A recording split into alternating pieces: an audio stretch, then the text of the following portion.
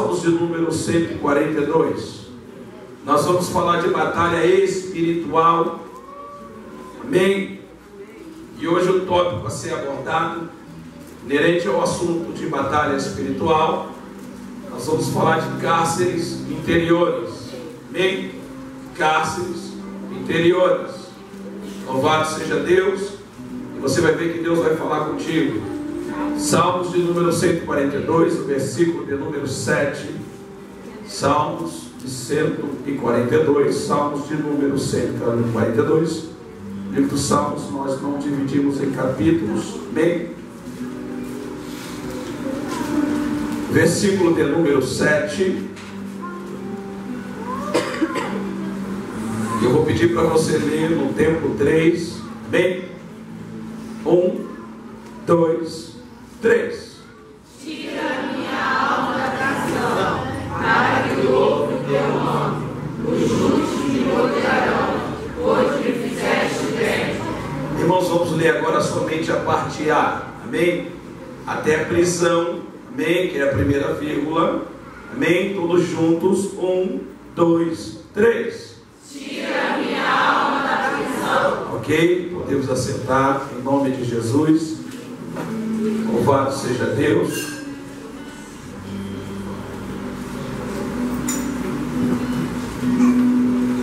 Irmãos, coisa boa é você descansar no Senhor. Coisa boa é você deleitar-se no Senhor. O deleitar é o mesmo que esperar, mas não é um esperar uma posição de conforto, nem tampouco ver a banda passar, né, como diz alguns ditados, ou como diz aquilo que chamam de música aí no mundo secular, deixar a vida me levar. Amém? A vida não vai te levar para lugar nenhum. Amém, irmãos? O que vai direcionar a sua vida está descrito no Salmo 119, versículo 105. Lâmpada para os meus pés é a tua e luz. Então é a palavra que vai iluminar o seu caminho. Amém? A lâmpada é o farol alto, a luz é o farol baixo. Amém? Lâmpada para a minha vida é a sua palavra, e luz no meu caminho. Amém, irmãos? Interessante.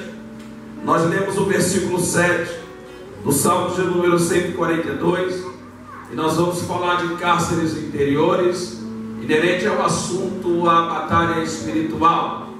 E o que me chama a atenção, irmãos, que quando nós lemos o trecho, ou a primeira parte, ou a parte A, como é tratado, amém? Tira a minha alma da prisão. Quando nós lemos, irmãos, esse trecho, se nós não tivéssemos dado uma olhada na epígrafe, ou no título, ou no subtítulo, nós imaginaríamos inúmeras pessoas clamando de tal forma: tira a minha alma da prisão. Talvez no pensamento natural você pudesse imaginar pessoas como Nabucodonosor, amém? Que era um rei ímpio, um rei pagão, amém? Você podia imaginar talvez Herodes, que mesmo sentado no trono de Israel, mas se corrompeu e se deixou levar pelo poderio de Roma, não acreditando que o Deus dele podia mudar aquela situação. Quem entende isso? Herodes simplesmente se rendeu a Roma e se permitiu dominar, não entendendo ele que um com Deus é maioria, um com Deus é mais forte, e um com Deus sempre vence. Quem acredita nisso? Mas Herodes se rendeu. Talvez você podia pensar numa outra personagem bíblica que fazia parte da família de Deus, mas que se deixou também se corromper, que está descrito no capítulo 7 do livro de Josué. Uma personagem por nome Acã. Quem já ouviu falar em Acã? Amém? Acã foi alguém que simplesmente desobedeceu, metendo a mão no que não era para pegar, pegando o que não era para pegar, escondendo debaixo da sua tenda, e por conta dessa atitude toda a sua família foi dizimada, toda a sua família veio a perecer, e ficou um memorial para que servisse de exemplo para a família que acompanhava a caravana de Josué. Quem me ouve?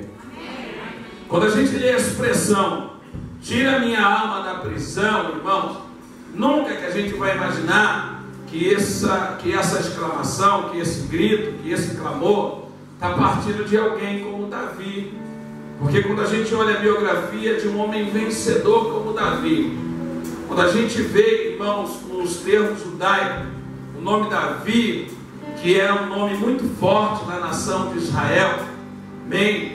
Houve-se um período que aqui no Brasil, alguns para encobrir as suas escolhas, ou a sua opção sexual, se é que existe isso, tentou colocar Davi como se fosse chegado além da conta de Jonathan, filho de Saul, né? E inúmeras vezes nos debates eles tentaram justificar a sua opção sexual, para não dizer a legião de demônio que estavam neles, como se por um acaso, louvado seja o nome do Senhor, Deus fosse a favor disso. Se tem uma coisa que Deus abomina dentre tantas as coisas, além da contenda entre irmãos, é um ser do mesmo sexo se deitar com uma outra pessoa do mesmo sexo. Isso é coisa que Deus abomina, Deus ojeriza. Isso suscita a ira de Deus. Amém, irmãos? Então, irmãos, o nome Davi é um nome muito forte, irmão. Se Israel hoje fosse o Israel de antigamente, e chegasse lá um assunto como esse, que rodou aqui no Brasil, pode ter certeza que haveria uma guerra entre Brasil e Israel, irmãos. Porque, irmãos, pensa num povo patriota. Pensa num povo, irmãos, que tomou posse daquilo que Deus designou para eles. É a nação judaica, irmãos. O negócio com o judeu é tão sério, irmãos. Preste atenção. Nós estamos construindo a mensagem. O negócio com o judeu é tão sério que se você for até a casa de um judeu, você entrar na casa dele sem lavar os pés, se você meter a mão na geladeira dele, irmãos, ele dá aquela geladeira, ele se desfaz daquela geladeira. Essa é a nação judaica. Agora tu imagina o rei Davi, o estadista, o homem respeitado, o homem que o próprio Deus deu testemunho a ele. E o presbítero Fabrício, sem saber, ele fez menção aqui na palavra introdutória a respeito de Saul, que quando o Senhor rejeita Saul e Deus manda Samuel dizer para ele que já tinha escolhido alguém que era melhor que Saul e que seu coração era inclinado para as coisas de Deus, e eu não tinha comissionado a ele o que falaria. O tópico da noite é batalha espiritual, e nós vamos abordar uma das linhas de raciocínios de batalha espiritual, que vai falar de cárceres interiores. Amém, irmãos? Interessante que quando Davi ele clama, quando Davi exclama, quando Davi pede socorro a Deus, Davi está passando por um período muito difícil. Ou seja, Davi está enclausurado na caverna de Adulão. Caverna de Adulão, todos nós sabemos, no capítulo 23 de 1 Samuel, que a Bíblia vai falar, irmãos, a respeito de Davi, que se escondendo, que fugindo de Saul, vai parar na caverna de Adulão. Quem não se lembra? E quando Davi chega na caverna de Adulão, depois de Davi, mais à frente, ele se torna maioral. Lá na frente ele se torna capitão daqueles homens, chefe de um exército poderoso. Louvado seja o nome do Senhor. Que passaram a se chamar os 400 valentes de Davi. Mas quando Davi chega em Adulão, a história vai dizer que Davi chega atribulado. Davi chega sem entender. Davi chega numa crise, irmãos.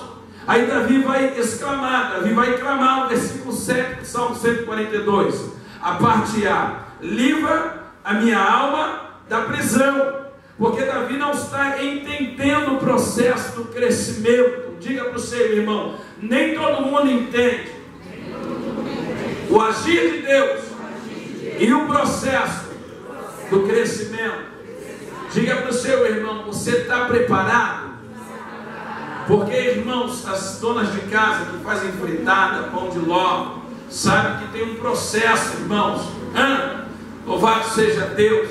Quanto mais você bate a fritada, mais a fritada cresce. Então, irmãos, se você não procurar entender que o processo do crescimento tem pancada, tem luta, louvado seja o nome do Senhor, você abandona o processo do crescimento.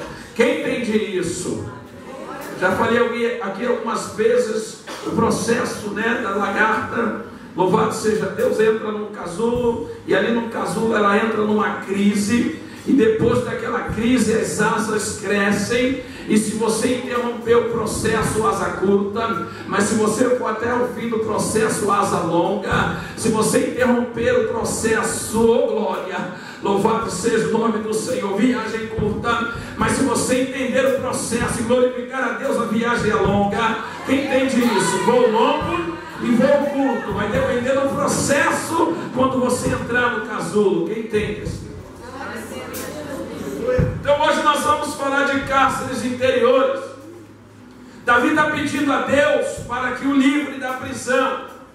E eu já ensinei aqui e vou tornar a dizer, com todo o respeito e carinho que eu tenho ao rei Davi, mas o conselho que eu costumo dar às ovelhas é que não peça a Deus para livrar do processo, mas a palavra correta é: Deus me sustenta nesse processo. Quem levanta a mão direita, quem entendeu, diga: Deus, Deus, Deus me sustenta neste processo.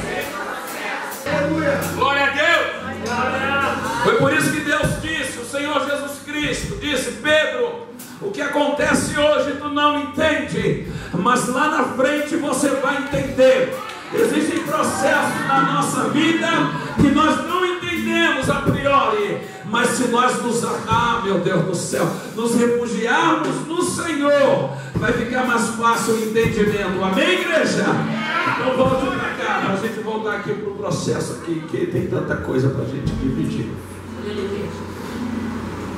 Pergunte para o seu irmão o que é que ele entende de batalha espiritual. A palavra batalha, o que é que vem à sua mente? Batalha, guerra, mas o que? Luta, mas o que? Confronto. Muito bom. Tem mais adjetivos? Sinônimos?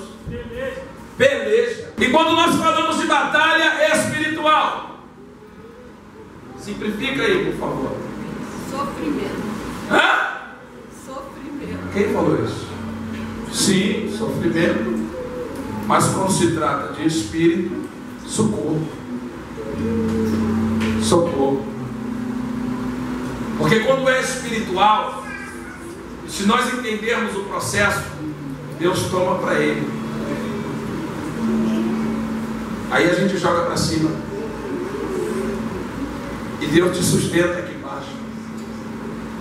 Mas o grande segredo é você entender o processo e não tentar interromper o processo e entregar nas mãos do Deus que resolve. Não estou dizendo para você ficar na zona de conforto. Vamos entender melhor isso aqui. Você vai ver. Olha para cá, meus irmãos. Tira a minha alma da prisão. Irmãos, quando nós falamos de prisão, a gente pode falar de 3 tipos de prisões.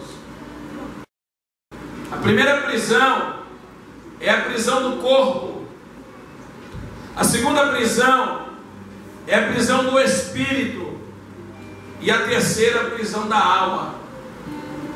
O que é prisão? Você fica privado de ir e vir. Isso é prisão. Podíamos tomar por base, por exemplo, Atos 16. Paulo fica tolhido de seguir para a cidade que ele desejou. Mas o Espírito o impede de seguir para a cidade que ele queria. E o varão diz para ele: passa para a Macedônia e nos ajude. Paulo entende que é uma visão, uma revelação dada por Deus, E quando você começa a atender os desígnios de Deus, escute isso, aí você começa a entrar no que nós chamamos de batalha espiritual.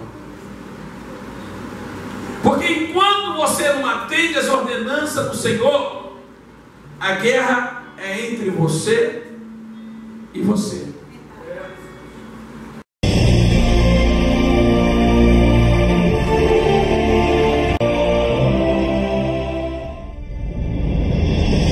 Mas quando você entende a vontade do Senhor e atende, porque o segredo não é só entender, mas é atender. Lembra do Salmo 128? Bem-aventurado o varão que teme a Deus, temeu. Temer a Deus é princípio de sabedoria. Mas o versículo não termina aí, o versículo vai dizer, e anda no seu. Tem gente que teme, mas não anda. Tem gente que teme, mas não se movimenta, e as coisas não acontecem. Quem está entendendo? Glória a Deus. Ah, eu não fumo. Glória a Deus. Eu não cheiro, glória a Deus. Eu não roubo, glória a Deus. Eu não falo mal de ninguém, eu compro e pago, glória a Deus. E Jesus, onde é que está?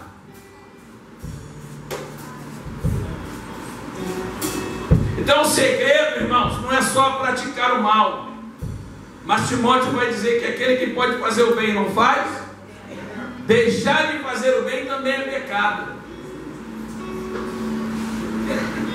Quem está entendendo? É para a igreja pensar mesmo. Está escrito. Então olhe para cá. Prisões do corpo. Paulo atende a ordenança de Deus. Chega na cidade de Filipe. A Bíblia vai dizer que ele ganha a menina com espírito de adivinhação, Lídia e toda a sua casa. Por conta da menina ele vai parar numa prisão. Lá na prisão ele está preso, mas é o corpo, as mãos atadas, os pés atados, mas o espírito de Paulo está livre, a sua alma está livre, porém o corpo privado de ir e vir. Resultado, Paulo começa a adorar a Deus. Porque Jesus vai dizer, irmãos, em João 4, louvado seja Deus, João capítulo 4, versículo 23, se a pastora puder me ajudar, se você puder abrir a sua Bíblia, João 4, 23, oh glória, aleluia, aleluia. Glória a Deus. João 4, 23. Deixa eu ler. Porém a hora vem, e agora é, em que os verdadeiros adoradores adorarão o Pai com P maiúsculo em Espírito. Esse Espírito é com E maiúsculo ou com E minúsculo? Porque o Pai procura tais que assim, o versículo 24, com E minúsculo ou maiúsculo? Importa que os que o adoram,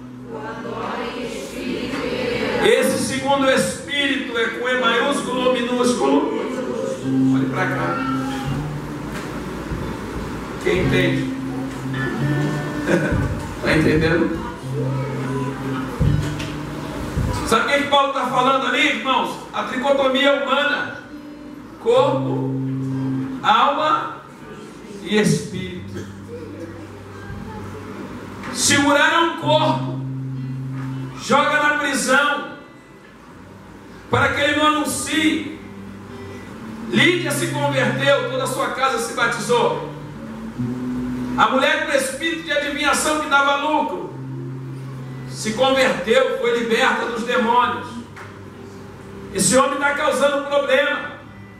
Lança ele na prisão.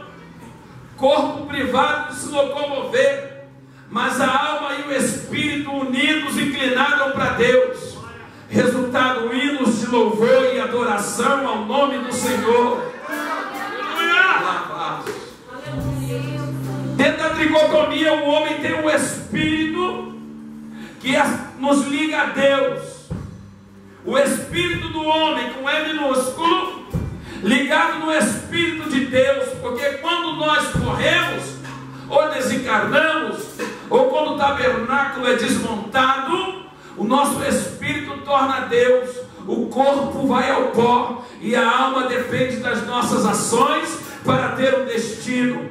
Mas Paulo estava inclinado para Deus, alimentando o espírito, talvez com jejum, talvez com oração, com obediência, porque obedeceu, sofrendo perseguição, mas não deixando de adorar, talvez ouvindo não de Deus, mas não deixando de adorar. Quem está entendendo? Aí a Bíblia vai dizer, meus irmãos, oh glória, que agora prendem o homem no cárcere, mas lá dentro do cárcere ele faz uma dupla, irmãos, com Silas, e a Bíblia vai dizer que eles decidem adorar a Deus. Sabe o que vai acontecer? As cadeias vão se abrir, oh glória, um terremoto, meu irmão, acontece, porque, irmãos, quando você age na contramão da lógica, o mundo espiritual entra em guerra, meus irmãos, porque o ambiente conspirava para uma murmuração, para um emborcar de vaso. Só que Paulo sabia que aquela batalha era espiritual. Então Paulo vai dizer, vou adorar, porque alguma coisa vai acontecer no mundo espiritual. Quem está entendendo?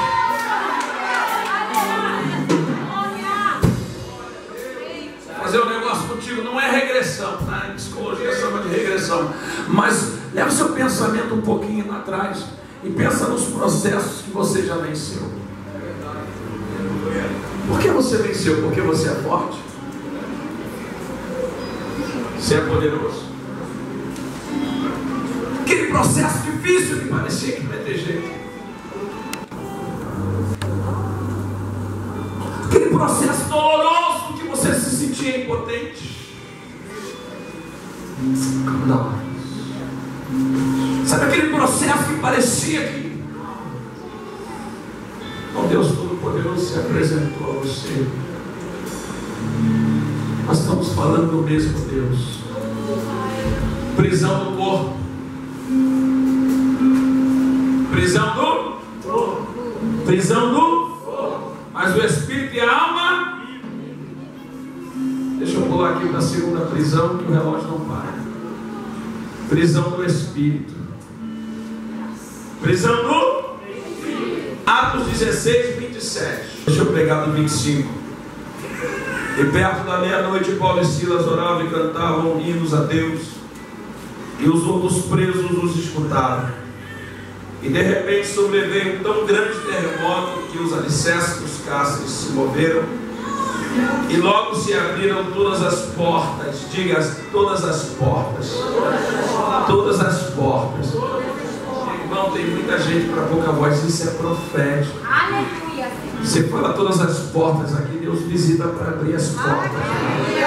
Só que hoje nós não estamos falando de coisa material, estamos falando de coisa espiritual.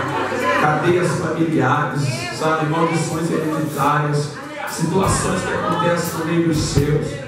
Deus vai abrir todas as cadeias, meus irmãos. Sabe? Essas pessoas presas no álcool, presas na bebedice, o comichão que o homem não consegue ficar dentro de casa, arrumar motivo para ir para a rua, sabe? Sai na sexta, chega, sabe quando? Bebedice, droga, prostituição, traição. Deus vai abrir todas as cadeias, e por causa disso, muitos serão alcançados. Olhe para cá. Oh, glória seja dada ao Cordeiro.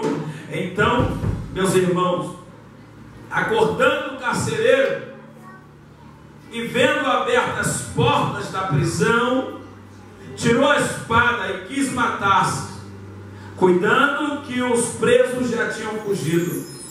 Mas Paulo clamou com grande voz, dizendo: não te faça nenhum mal, que todos aqui estamos E pedindo luz, saltou dentro, e todo trêmulo se prostrou ante Apolo e Silas, e tirando-os para fora disse: Senhores, o que é necessário para que eu faça para me salvar? O que é necessário que eu faça para me salvar? E eles disseram: crê no Senhor Jesus Cristo e será salvo tu. 32, irmãos, 32, a gente grava muito o 31, mas presta atenção na profundidade do 32. E lhe pregavam a palavra do Senhor, e a todos os que estavam em sua casa. E tomando-os ele consigo, naquela mesma hora da noite, lavou-lhes os vergões, e logo foi batizado, meu Deus, ele e todos os seus. E levando-os à sua casa, lhe pôs a mesa. Então na sua crença em Deus, alegrou-se com toda a sua casa. Meus irmãos, olhem para cá.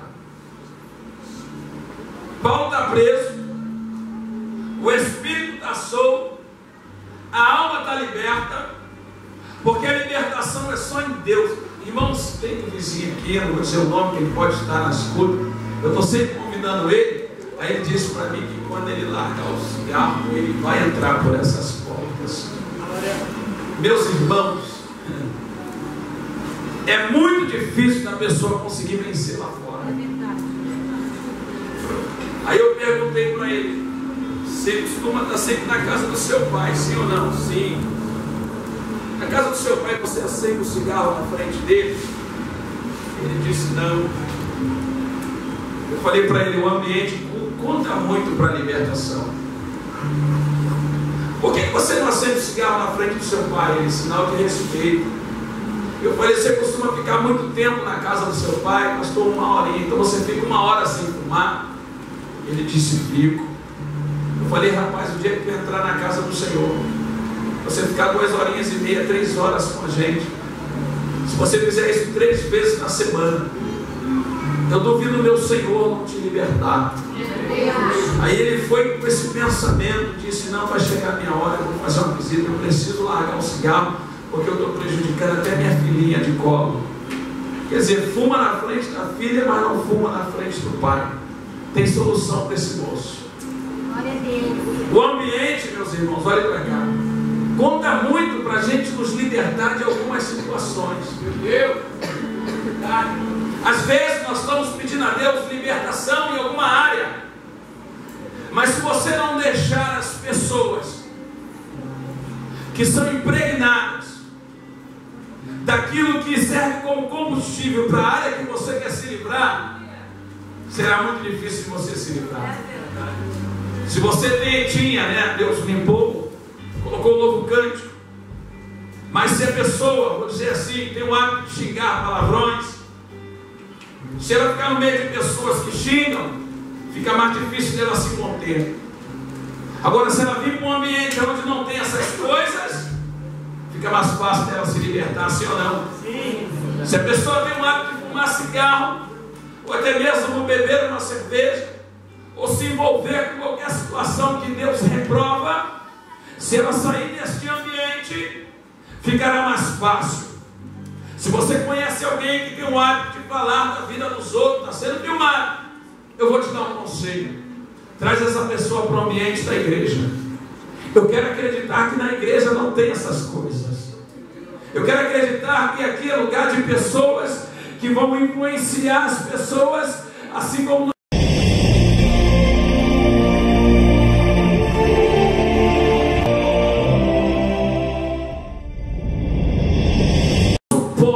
crente, não suporta que você fale no nome de Jesus.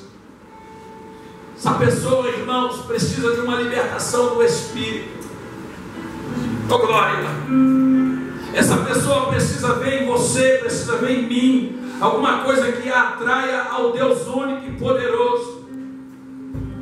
Deixa eu te falar um negócio. Jesus podia resolver o problema da humanidade com o estalar de dedos, sim ou não? Mas Ele confiou a homens, Ele confiou a você, Ele confiou a mim. porque eles nos capacitam. Preste atenção aqui no que eu vou falar agora. Existem determinadas pessoas, irmão, que estão indo para o inferno porque nós não damos testemunhos. Meu Deus, verdade.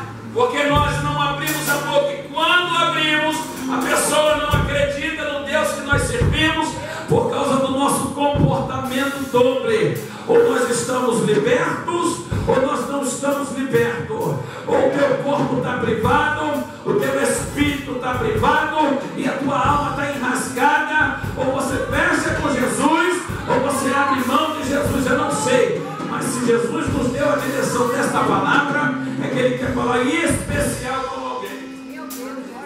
Obrigado, Senhor. Corpo privado, espírito distante. Em contrapartida, meus irmãos, existe a terceira prisão, que é a prisão da alma. Deixa eu te fazer uma pergunta. As ações de Davi, na ocasião da sua súplica, capítulo 23 de 1 Samuel, irmãos, tinha sentido Davi levantar um clamor como esse? Liberta a minha alma da prisão. O próprio Deus deu testemunho de Davi. Samuel, quando chega no capítulo 16, na casa de Jessé, Deus faz o profeta ungir a Davi na frente do seu pai e de seus irmãos. Honra dentro de casa. Davi vai adiante de Golias, derruba o gigante. Davi está na casa de Saul, adorando a Deus, e só com adoração a Deus, o demônio fugia da vida de Saul. Capítulo de número 23, Davi está na caverna de Adulão, fugindo agora do rei Saul. No processo do crescimento, Davi vai clamar: Senhor, livra a minha alma da prisão. Eu encontro duas linhas de raciocínios para esse clamor de Davi. Olhe para cá. Eu vejo Davi, irmãos, desesperado.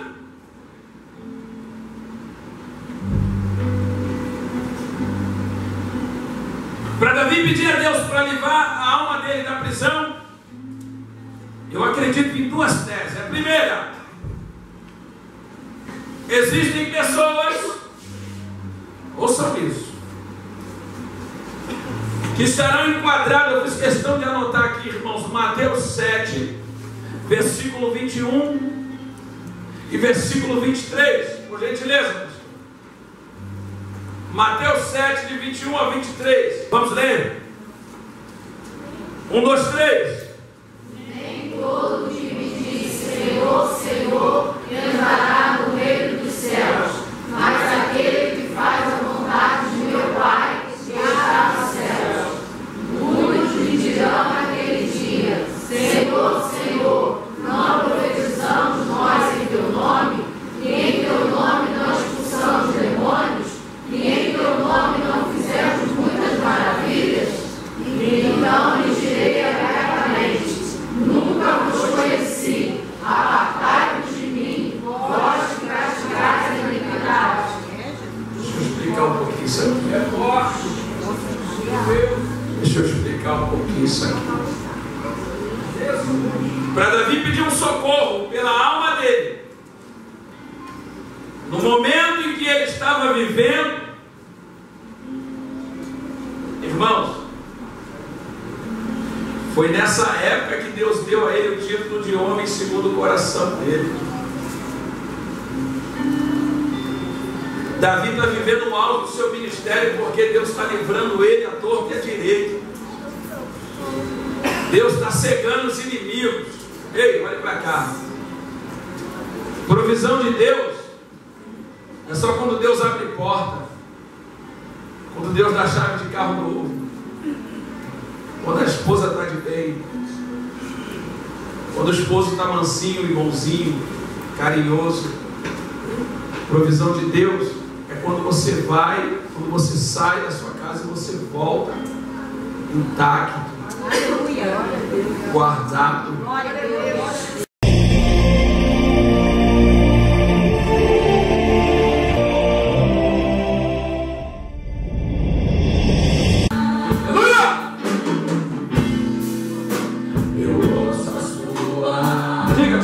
Fala comigo, Jesus. Desceu do céu. Põe as suas mãos. Quero mais que ti. É o teu momento com Ele agora. É o teu momento com Ele.